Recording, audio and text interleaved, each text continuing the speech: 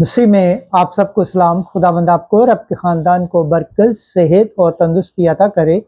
मसीह यीशु नासरी के नाम से आमीन। हमारे लिए आज की अंजील मुकद्दस मत्ती के मुताबिक 25 बाब पहली से 13 आयत। दुल्हा आ पहुंचा है, उसके मिलने को जाओ। खुदा बाप, बेटे और रूह कुद्दस के नाम से आमीन। एक दिन यीशु ने अपने शागिर्दों से कहा, आसमान की बादशाही उन 10 कुमारी की मानद होगी जो अपनी मशलें लेकर दुल्हा के इस्तकबाल को निकली। उनमें से 5 बेअकल और 5 अक्लमंद थी। जो बेअकल थीं उन्होंने मशलें ले ली, लेकिन तेल अपने साथ ना लिया। मगर अक्लमंदों ने अपनी मशलों के साथ अपनी कुपियों में तेल भी ले लिया। जब दुल्हा ने देर लगाई तो सब फूंकने लगी और सो गई।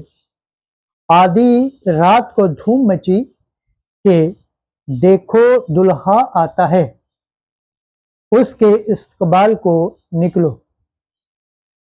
इस पर वो सब कंवारियां उठकर अपनी मशलें दुरुस्त करने लगीं और बेअकलों ने अक्लमंदों से कहा,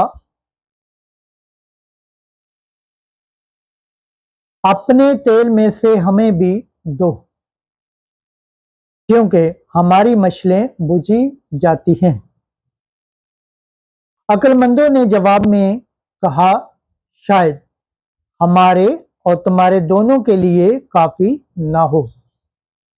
इसलिए बेहतर यह है कि बेचने वालों के पास जाओ और अपने वास्ते खरीद लो। जब वो खरीदने गईं तो दुल्हा आ पहुंचा और वो जो तैयार थी उसके साथ शादी में चली गई और दरवाजा बंद हो गया।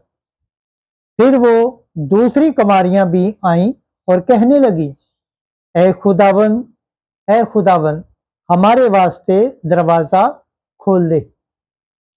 मगर उसने जवाब में कहा, मैं तुमसे सच कहता हूं कि मैं तुमको नहीं जानता। इसलिए जागते रहो, क्योंकि तुम ना उस दिन को जानते हो और ना उस घड़ी को।